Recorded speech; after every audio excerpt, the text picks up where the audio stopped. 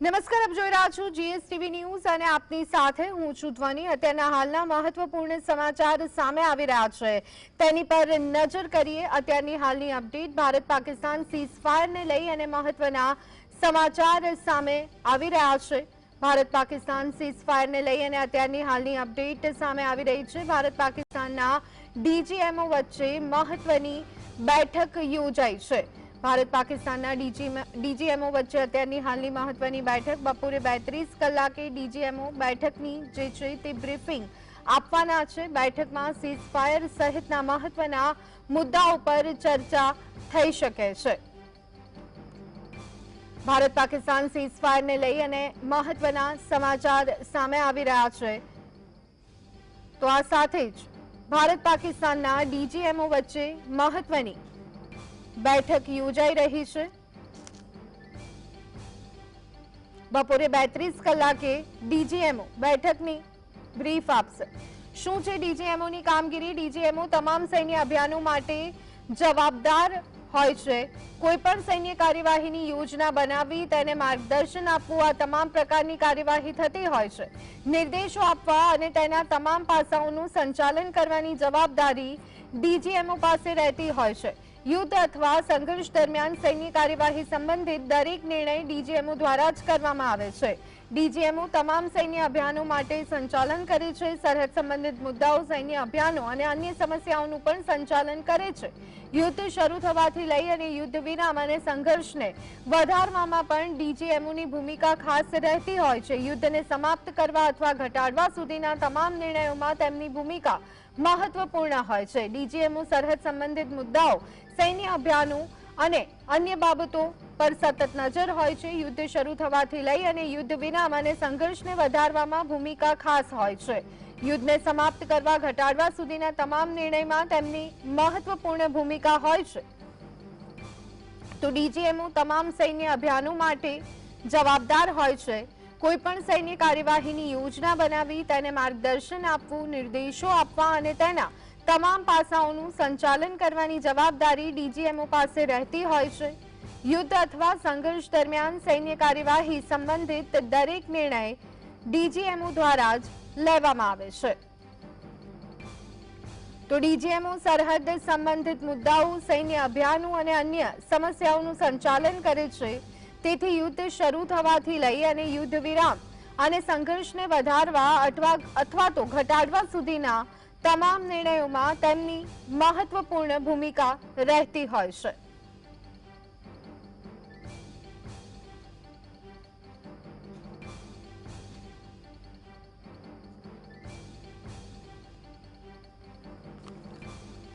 તો આજે ડીજીએમઓ બેઠક થવાની છે, તેમાં મહત્વપૂર્ણ નિર્ણય લેવાઈ શકે છે। તો આ સાથે જ સીઝફાયર સહિતના મહત્વના મુદ્દાઓ પર પણ ચર્ચા થઈ શકે છે। ભારત પાકિસ્તાનના ડીજીએમઓની વાતચીત, જે રીતની સ્થિતિ સરહદ પર જોવા મળી રહી છે, જે તણાવ ભારત પાકિસ્તાન વચ્ચે જોવા મળી રહ્યો છે, ત્યારે આ બધાની વચ્ચે ડીજીએમઓ વાતચીત કરશે।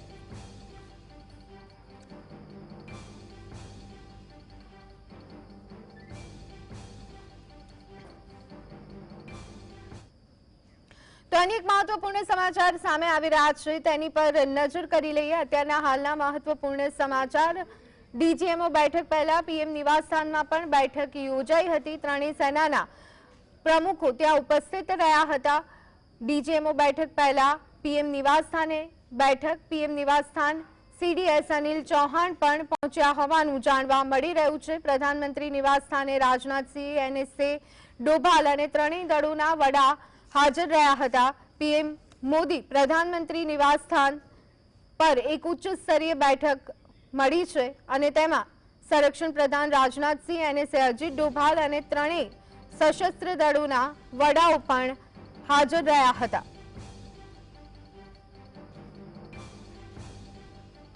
ત્રણેય સેનાના પ્રમુખો પીએમ નિવાસસ્થાન પહોંચ્યા હતા।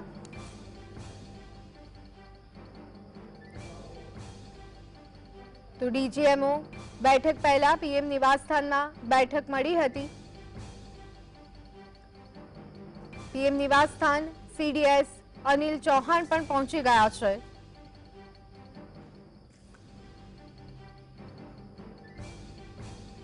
તો પ્રધાનમંત્રીના નિવાસસ્થાને રાજનાથસિંહ, એનએસએ ડોભાલ અને ત્રણેય દળોના વડા હાજર છે અને આ બેઠક યોજાઈ હતી. દ્રશ્યો આપ જોઈ રહ્યા છો. એસ જયશંકર પણ ત્યાં ઉપસ્થિત રહ્યા હતા. તો આ સાથે જ એનએસએ ડોભાલ સહિત ત્રણેય દળોના વડા હાજર રહ્યા હતા.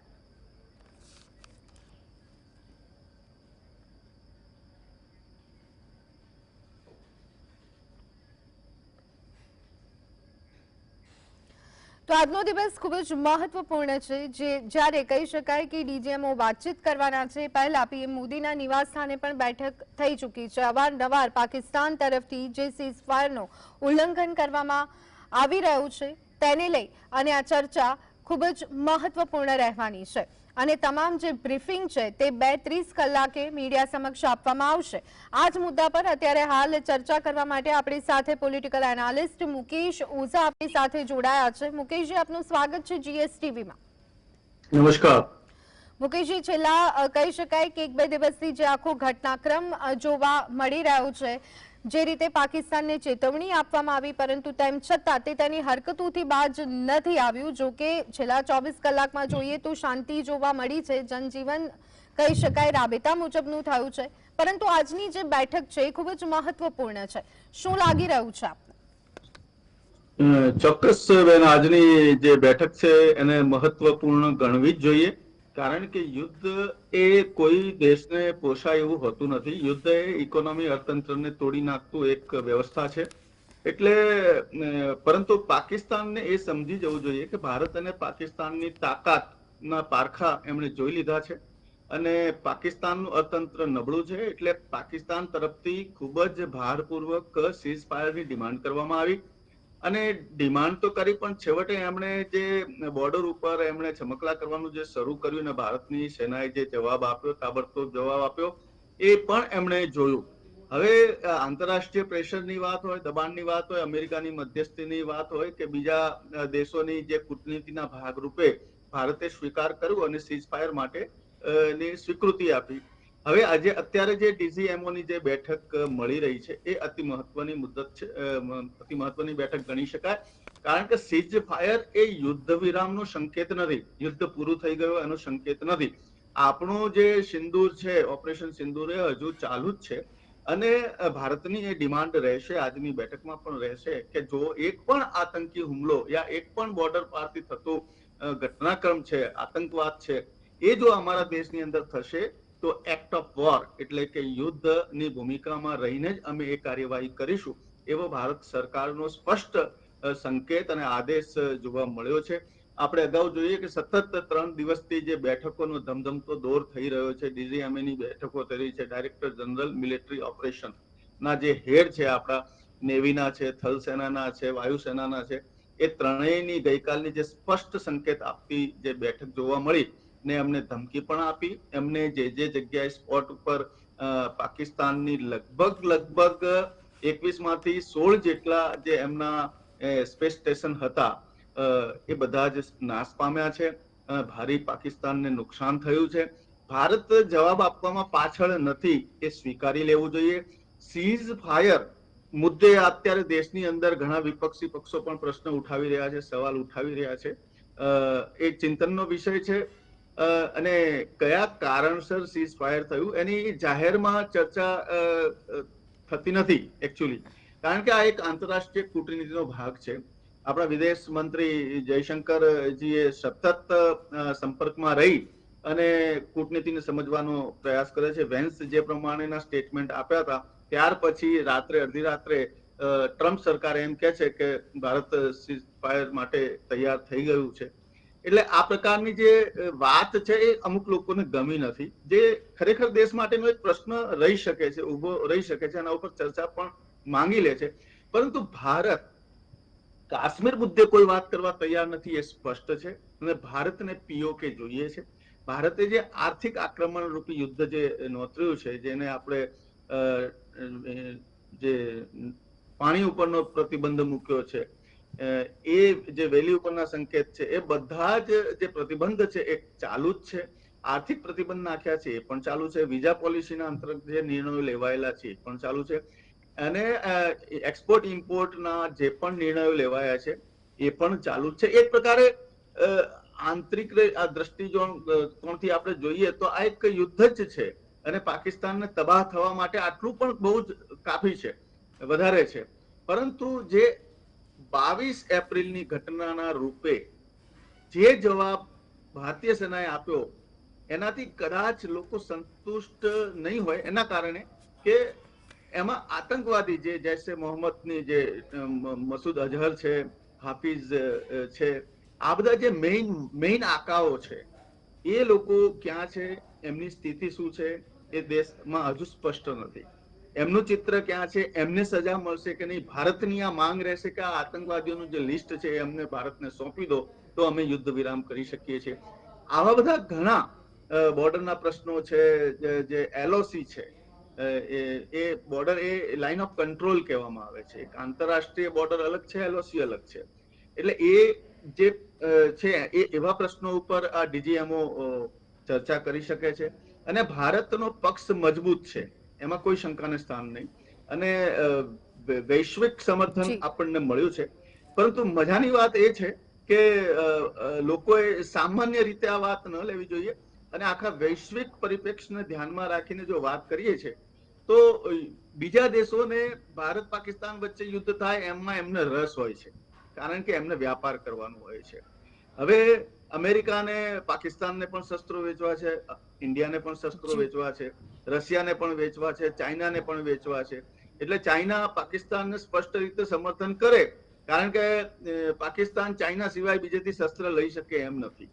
IMF એમનું જે ફંડ છે એ પણ ઘટી ગયું છે. માત્ર 7,000 કરોડની લોન લઈ અને પાકિસ્તાન પોતે સદ્ધર થઈ ગયું હોય એવું માની લેવાની જરૂર નથી. બિલકુલ બિલકુલ આપણી સાથે જી બિલકુલ મુકેશભાઈ, અન્ય એક મહેમાન પણ આપણી સાથે જોડાયા છે, ડિફેન્સ એક્સપર્ટ અમૃત મકવાણા. અમૃતજી, આપનું સ્વાગત છે GSTVમાં. અમૃતજી, જે રીતની સ્થિતિ અત્યારે હાલ જોવા મળી રહી છે, આજની જે બેઠક છે, ચર્ચા થશે ડીજીએમઓ વચ્ચે, ખૂબ જ મહત્વપૂર્ણ રહેશે, ત્યારે શું લાગે છે કઈ કઈ મુખ્ય શરતો ભારત તરફથી રહેવાની છે? દર્શક મિત્રો, આપને હું જણાવવા માંગીશ કે શરતોની આપણે વાત કરીએ તો આ જે સીઝ ફાયર કરવામાં આવેલું છે તે ફક્ત એક ટેમ્પરરી મેજર છે. જો આમ જનતા અને દેશના લોકોને એવું લાગતું હોય કે સીઝ ફાયર એટલે આપણે એની સાથે સંધિ કરી લીધી અને વાર્તા પૂરી થઈ ગઈ, એવું નથી. ઓપરેશન સિંદૂર હજી ચાલુ જ છે અને પાકિસ્તાને સ્પષ્ટ શબ્દોમાં એના ડીજીએમઓને પણ કેવડાવી દેવામાં આવેલું છે કે ફરી વખત કોઈ પણ જાતનો મિલિટન્ટ એટેક ભારત ઉપર થશે તો એ એક્ટ ઓફ વોર હશે, એટલે અમે પછી છોડીશું નહીં. અને જે પ્રમાણે આંતરરાષ્ટ્રીય નિયમો પ્રમાણે કોઈ પણ દેશમાં હોય, જે ઉગ્રવાદી દ્વારા, જેના આકાઓ દ્વારા એનું પ્લાનિંગ કરવામાં આવ્યો, જે વ્યક્તિએ કરાવડાવ્યું હોય, એ લોકોના આખા ખાનદાનને નેસ્તો નાબૂદ કરવા એ અમારી ફરજમાં આવે છે ને અમે કરી શકીએ છીએ. એમાં તમે કોઈ પણ જાતનું દબાણ કે પેલું કંઈ કરી શકો નહીં. આ એક સ્પષ્ટ વાત છે. બીજી, આ જે સિંધુ સમજોતા છે એ હેલ્ડ ઇન અબાયન્સ છે, એમાં કોઈ પણ જાતનો સુધારો વધારો થવાનો નથી. વ્યાપારના પાકિસ્તાન સાથેના તમામ જે વેપાર છે એ પણ આપણે બંધ રાખેલા છે. એના નાગરિકોને દેશમાંથી મોકલવામાં આવ્યા છે એ પણ ચાલુ રહેશે. એટલે જે પ્રકારના આપણે એક્શનો લીધેલા છે એમાં કોઈ પણ જાતનો ફેરફાર થવાનો નથી. અને એ ઉપરાંત એમને આ મીટિંગમાં સ્પષ્ટ શબ્દોમાં કહી દેવાનું છે કે કોઈ પણ જાતની તમે હરકત કરશો તો એ હરકતનો તમને જડબાતોડ જવાબ આપવામાં આવશે. જી અમૃતજી, જે સ્થિતિ જોવા મળી રહી હતી, જે રીતે યુદ્ધ વિરામની જાહેરાત કરવામાં આવે છે, ટ્રમ્પ ટ્વીટ કરે છે, બંને દેશો સહેમત હોવાની વાત આવે છે અને માત્ર 3 જ કલાકમાં પાકિસ્તાન પોતાનું પોત પ્રકાશે છે અને 3 કલાકમાં ફરી એક વખત જે રીતે આપણે હુમલા જોયા, જે રીતનું વર્તન પાકિસ્તાન તરફથી જોયું, ત્યારે શું લાગે છે કે ડીજીએમઓની વાતચીત પછી પણ પાકિસ્તાનની શાન ઠેકાણે આવશે? આમાં ઘણી વખત શું હોય છે કે કોઈ પણ એક્શનનો જે ઓર્ડર છે એ ઓર્ડર એવું નથી કે દરેક વ્યક્તિના મોબાઈલમાં એ ઓર્ડર પહોંચી ગયો હોય અને કદાચ કોઈ પણ જગ્યાએ કોમ્યુનિકેશન પણ ન પૂરેપૂરું થયું હોય તો એના કારણે બી આ એક બનવા માટેનો વાત સંભવ છે. ને બીજી વસ્તુ, આંતરરાષ્ટ્રીય લોકોને ખ્યાલ આવે કે ભાઈ હવે આ વિવાદનો મુદ્દો ખૂબ જ ડિસ્પ્યુટેડ થતો જાય છે, તો આને તાત્કાલિક આના ઉપર તમારે ધ્યાન દોરવું જોઈએ. એની પાછળનું એ પણ કારણ હોઈ શકે. એટલે આમાં આપણે ખાલી નક્કી કરીને બેસી જઈએ કે આ જે છે કે એમની સામે જે મુદ્દો આવ્યો ને એ મુદ્દા માટે આપણે સીઝફાયર કરી લીધી એવું નથી, પણ સીઝફાયર પાછળના ઘણા બધા કારણો હોય છે. કોઈ પણ વસ્તુ સાથે લડવું પ્રેક્ષકોના મનમાં હોય કે તમને મોકો હતો, તમે શા માટે લડીને પાક ઓક્યુપાય કાશ્મીરને લઈ ન લીધું. આ બધું કાગળની વાતો છે, મોઢાની વાતો છે. ગ્રાઉન્ડમાં કાર્ય કરવાનું કંઈક અલગ હોય છે. એની કંઈક જે ચેલેન્જીસ છે એ ઘણી બધી અલગ હોય છે.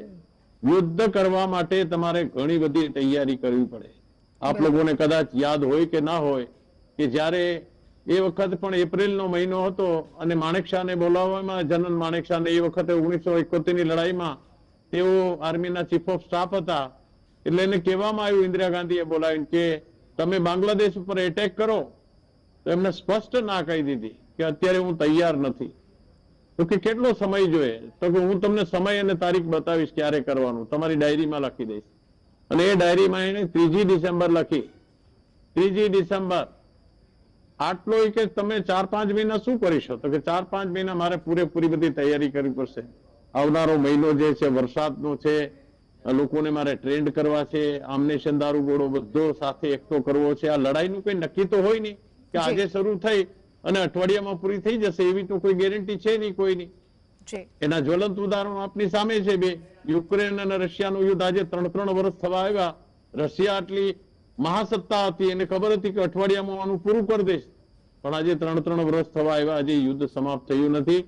લાખો લોકોની પાયમાલી થઈ ગઈ, હજારો લોકો બેઘર થઈ ગયા અને મોટે પાયે નુકસાન થઈ ગયું. આમ પબ્લિકને તો લાગે છે કે લડાઈ કરો, લડાઈ કરો.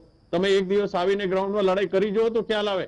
વાતો કરવી અને સ્ટેટમેન્ટ આપવા એ અલગ વાત છે. એક વખત બોર્ડર જઈને 24 કલાક વિતાવી આવો તમે, તો તમને ખ્યાલ આવે કે લડાઈ કેવી રીતે થાય છે. આ અમારા જાબાદ જવાનો 3 દિવસ જે લડ્યા છે, ઊંઘ્યા નહીં હોય, એને ખાધું પણ નહીં હોય સરખી રીતે. લડવું કઈ સહેલું વાત નથી. એટલા માટે આપણા ભારતીય સેના ઉપર તમે પૂરેપૂરો ભરોસો રાખો. જે બી એક્શન કરવામાં આવી રહ્યા છે એ સમજી વિચારી, અને આપણું નેતૃત્વ સ્ટ્રોંગ છે એટલે આપણે કોઈ પણ જાતની બાંધછોડ નહીં કરીએ દુશ્મન સાથે. અને હવે આખી દુનિયાને એક મેસેજ તો પહોંચી જ ગયો છે કે ભારત પાસે અતિ આધુનિક ડિફેન્સ સિસ્ટમ છે, અતિ આધુનિક મિસાઇલ ટેકનોલોજી છે, રડાર છે, એમની પાસે ગનો છે, બધું કરી દેવામાં આવી છે કે આતંકવાદને કોઈ પણ રીતે અમે સાંખી નહીં લઈએ, અને બિલકુલ એ જ રણનીતિ સાથે ભારત આગળ વધી રહ્યું છે. મુકેશભાઈ, આપની પાસે આવવા માંગીશ. જે રીતે અન્ય દેશોની જો વાત કરવામાં આવે, અમેરિકા ડેફિનેટલી યુદ્ધ વિરામ માટે જે ભૂમિકા ભજવી છે તેને લઈને પણ ઘણી બધી ચર્ચાઓ છે, પરંતુ સાથે કાશ્મીરના મુદ્દાને લઈ અને ટ્રમ્પ સતત પોતે દરમિયાનગીરી કરે તેવું ઈચ્છી રહ્યા હોય એવું જોવા મળી રહ્યું છે. આ બધાની વચ્ચે ચીનનું સપોર્ટ પાકિસ્તાન તરફી જોવા મળી રહ્યો છે. શું લાગે છે કે આવનારા દિવસોમાં આ બધા ઇક્વેશન્સ આપણને કેવા જોવા મળશે? અગાઉ પણ મેં કહ્યું આ વિષય પર કે ભારત ટ્રમ્પ સરકારની મધ્યસ્થીનો સ્વીકાર નહીં કરે અને ન કરવો પણ ન જોઈએ. અને ચાઇનાનો સીધો ઇન્ટરેસ્ટ એટલા માટે છે કે એને ગ્વાદર પોર્ટની અંદર ખૂબ જ પૈસાનું ઇન્વેસ્ટમેન્ટ કર્યું છે, એને સીધો સીપેક રોડ બનાવ્યો છે અને એનું ઇન્વેસ્ટમેન્ટ પાકિસ્તાનની અંદર ઘણું કર્યું છે. એટલે એ સીધો સંપર્ક આપી શકે, કારણ કે એ શસ્ત્રો આપી શકે એમ છે. આપણે જોયું છે કે અત્યારે જે શસ્ત્રો ચાલ્યા છે એ વધુ પડતા ચાઇનાના ચાલ્યા છે અને તુર્કીના ચાલ્યા છે. પરંતુ અમેરિકાની દરમિયાનગીરી યુદ્ધ વિરામ સીઝફાયર સુધીની સારી છે, એ આંતરરાષ્ટ્રીય દબાણ અને પ્રેશરનો ભાગ છે. પરંતુ જો ટ્રમ્પ સરકાર એમ કહેતી હોય કે કાશ્મીર મુદ્દો તો છે જ નહીં, કાશ્મીર તો ઓલરેડી રાજ્ય થઈ ગયું, 370 હટી ગઈ. વાત તો હવે પીઓકે ની કરવાની છે, અને પીઓકે ની અંદર અમારો છે. જયારે હમણાં સિમલા કરાર રદ કરી નાખ્યો છે ત્યારે એલઓસી ની ભૂમિકા તો ખતમ થઈ ગઈ છે. એટલે જયારે એલઓસી ની ભૂમિકા ખતમ થઈ ગઈ તો એ ભારતનો ભાગ ચોક્કસ પાકિસ્તાન ઓક્યુપાઈડ કાશ્મીર કહેવાય છે. એને જબરદસ્તીથી લીધેલું કાશ્મીર છે, એ સંવિધાનિક ભારતનો ભાગ છે. અને એ ભારત લઈને જ રહેશે. અગાઉ આપણા ગૃહમંત્રી સાહેબે સંસદની અંદર પણ કહ્યું હતું. અને વાત એ છે કે આજે જે મીટિંગ થઈ રહી છે ને, અગાઉ ગઈકાલે પણ સંદેશ પ્રધાનમંત્રી સાહેબ આપી દીધો છે કે જો ગોળી ચાલી તો સામેથી ગોળો ચાલશે. આ કોઈ સામાન્ય સંકેત પણ નથી, મુકેશભાઈ, આ કારણ કે બધાની વચ્ચે પાકિસ્તાનને સર્વપક્ષીય જવાબ આપવા માટે આ બેઠક એક પણ લાઈન મળી પણ કાફી છે. જી અને મુકેશભાઈ, આ બધામાં મારે એ સર્વપક્ષીય કહેવું છે, બેઠક પણ મળી હતી, પરંતુ અત્યારે હાલ વિપક્ષ જે મુદ્દો ઉઠાવી રહ્યો છે, ઘણા બધા બેનર્સ જોવા મળી રહ્યા છે કે ઇન્દિરા ગાંધી હોના આસાન નહીં હૈ. આ સ્થિતિ દેશની અંદરની જે જોવા મળી રહી છે, એ બાબતે આપ શું કહેશો?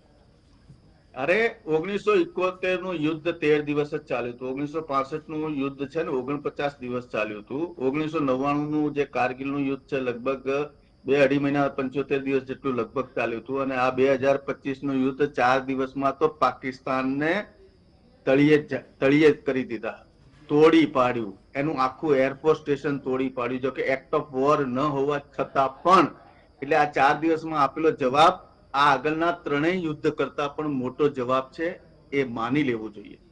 વિપક્ષને સમસ્યા એ છે કે સીઝ ફાયર અને પૂરેપૂરું આક્રમણ એટલે જીત છે કે હાર છે એ નક્કી નથી એમને સમજાતું. એટલા માટે એ સીઝ ફાયર વચ્ચે ઉભેલું છે. સીઝ ફાયર એ મધ્યસ્થીની મંત્રણા કરવા માટેનું એક વાર્તા છે. જો એ વાર્તા દરમિયાન કોઈ સહમતિ બનતી હોય, પાકિસ્તાન આતંકવાદીઓ આપી દેતા હોય, આતંકવાદીઓ નહીં ચલાવે, એવા બધા જો legal format, international standard rules રેગ્યુલેશનને ધ્યાનમાં રાખીને લેખિત સહમતિ સાથે થતું હોય તો યુદ્ધ ન કરવું જોઈએ. યુદ્ધ કોને ગમે? યુદ્ધથી ઘણા દેશો પાયમાલ થઈ ચુક્યા છે. આજે પાકિસ્તાન 50 વર્ષ તો પાછળ જતું જ રહ્યું છે. હવે જે એમના ડિફેન્સ સેન્ટરો, એર સ્પેસ સેન્ટરો આ બધા ઉભા કરવા માટે એમને કેટલો સમય જોઈશે?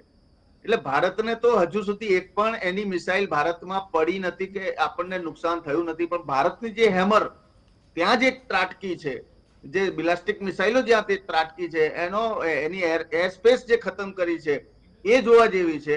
અને ભારતની તાકાત વધી છે બેન. હવે ભારતના બ્રહ્મોસ જે વેચાશે, ગઈકાલે રાજનાથસિંહે કીધું કે અમારી બ્રહ્મોસની શું તાકાત છે, એ પાકિસ્તાનથી આખા વિશ્વની અંદર એની તાકાત વેચાઈ ગઈ છે. અને હવે ભારત આ જે શસ્ત્રો વેચવાનું કામ છે વિશ્વની અંદર કરશે ને એની સમૃદ્ધિ વધશે ને એની તાકાત વધશે. એટલે યુદ્ધ એક શસ્ત્ર બતાવવાની, કલા કૌશલ બતાવવાની અને એની ક્વોલિટી બતાવવાનું પણ એક માધ્યમ છે. અને વિશ્વ એને ખરીદતું હોય છે, એનું બજાર પણ ખૂબ મોટું હોય છે. એટલે ભારતે એ તાકાત બતાવી દીધી છે. પાકિસ્તાનને એ પરચો મળી ગયો છે. પાકિસ્તાનમાં મુનીર કે શહેજાદ વચ્ચે મનમેળ નથી. ત્યાં કોઈ સરકાર કોણ છે એ જ કોઈ જવાબદેહી નથી. ત્યાંના નેતાઓ શું બેફાટ ભાષણ કરતા હોય છે એ એમને ખબર નથી. સોશિયલ મીડિયા ઉપર આધારિત એમની વાતો હોય છે. એટલે એક પ્રકારે ત્યાં સરકાર છે જ નહીં. અને આ બાજુ એની BLA આક્રમણ કરી લીધો છે. જે બલુચિસ્તાનનો એરિયા છે, લગભગ 80% એરિયા એમને કવર કરી લીધો છે. એમના ફ્લેગ ત્યાં લગાવી દીધા છે. પાકિસ્તાનની જે પોસ્ટ હતી એ બધી ઉડાવી દેવામાં આવી છે. આપણે ટીવીની અંદર જોયું છે કે એમની મિલિટરીની ગાડીઓ, પોલીસોને વાહનો એ લોકોએ સળગાવી દીધા છે. અને બલુચિસ્તાન આર્મીએ પણ કહ્યું છે કે જો ભારત તૈયાર હોય પાકિસ્તાન પર હુમલો કરવા તો અમે પશ્ચિમી છેડાથી સમર્થન આપવા તૈયાર છીએ, યુદ્ધ કરવા પણ તૈયાર છીએ. પણ ભારત બલુચિસ્તાન સાથે સીધો સંપર્ક ન કરી શકે બીકોઝ ઓફ પાકિસ્તાનનો એક ભાગ છે. એટલે ભારત ખૂબ જ સંયમતાપૂર્વક, આપણે એમની જો પ્રેસ કોન્ફરન્સ જોઈએ તો એમના જે નિવેદન હોય છે એક આંતરરાષ્ટ્રીય ધારાધોરણ પ્રમાણેના હોય છે, ખૂબ જ સંયમતાપૂર્વક હોય છે. અને જે પણ કાર્યવાહી કરી છે એ પણ ખૂબ જ સંયમતાપૂર્વક કાર્યવાહી કરી છે. એટલે ભારતની પ્રજાએ એ જોવાનું છે કે આપણે રાજનીતિ ઈચ્છા શક્તિ 140 કરોડની ઈચ્છા શક્તિ પ્રમાણે કામ થઈ રહ્યું છે. રાજનૈતિક ઈચ્છા શક્તિ પ્રમાણે જે અત્યારનું સરકાર છે એ કામ કરી રહી છે. સૈનિકોને તો 100 સલામ આપીએ એ પ્રમાણેની એમની કામગીરી છે. આપણી નેવીની તાકાત વધી છે, આપણી જે સૈન્યનું જે બળ છે એ વધ્યું છે. એટલે દરેક ક્ષેત્રે ભારત અત્યારે આગળ છે. એટલે જે બી DGMO ની અંદર થાય છે એમાં ભારતનો હાથ ઊંચો જ રહેવાનો છે, એમાં કોઈ શંકાને સ્થાન નથી. જી બિલકુલ બિલકુલ. ખાસ કરી અને અમૃતભાઈ, આપનું શું માનવું છે? જે રીતની સ્થિતિ જોવા મળી રહી છે વિશ્વની સામે, ભારતે પોતાની એક મજબૂત છાપ ઊભી કરી છે જે રીતે પાકિસ્તાનને જવાબ આપ્યો છે ત્યારે આમ તો સૌ કોઈ પાકિસ્તાનને આતંકિસ્તાન તરીકે જ ઓળખે છે, પરંતુ શું લાગે છે કે હવે જે રીતે ભારતે જવાબ આપ્યો છે પાકિસ્તાનને વૈશ્વિક ફલક પર પણ ઘણા તમાચા પડ્યા છે? આપણે જે પ્રમાણે ભારતના શસ્ત્રોની દુનિયાના શસ્ત્રો સાથે સરખામણી કરીશું, આજે આપણે એમ કહી શકાય કે આખા આ જે ઝીરો ટોલરન્સ ઓન ત્રાસવાદ ઉપર જે આપણે નીતિ અપનાવી છે અને દુનિયાના તમામ દેશોએ આપણને જે સપોર્ટ કર્યો એના માટે કે એનો અમે તમારી સાથે છીએ, જ્યારે ઇઝરાયલ જેવો ઇઝરાયલ આધુનિકમાં આધુનિક દેશ છે એનું આયરન ડોમ પણ માત્ર એમ કહી શકાય કે 95 થી 97% મિસાઇલોને ઇન્ટરસેપ્ટ કરી શકી છે. રશિયા આખા દુનિયાનો મહાસત્તા દેશ છે, એમની પણ લગભગ 90 થી 92% મિસાઇલો ઇન્ટરસેપ્ટ થઈ છે. અને ભારતે આખી દુનિયાને એક એ મેસેજ આપ્યો છે કે 100% રિઝલ્ટ, એક પણ મિસાઇલ આપણા ક્ષેત્રમાં આવીને કોઈ પણ જાતનું કોલેટરલ ડેમેજ કર્યું નથી, કોઈ પણ જાતનું નુકસાન કરેલ નથી, કોઈ પણ જાતની જાનહાનિ થઈ નથી. તો આ ખરેખર ભારત માટે સૌથી સારા અને સૌથી ગૌરવશીલ સમાચાર કહી શકાય કે દુનિયાને આજે ભારતને એક મેસેજ મળી ગયો, આખી દુનિયાને શસ્ત્રો વેચી શકે. જેમ રામોસ મિસાઇલે જે પ્રમાણે તબાહી મચાવી છે પાકિસ્તાનની અંદર, એ આપણે ફિલિપાઇન્સ જેવા દેશે પણ આપણી સાથે કંટ્રોલ કર્યા. અને તમે પેપરમાં અને મીડિયા દ્વારા પણ જાણ્યું હશે કે સાઉથ આફ્રિકા જેવા દેશે ચાઇના પાસેથી J-17 જે વિમાનો લેવાના હતા એ ડીલ પણ એને કેન્સલ કરી નાખી.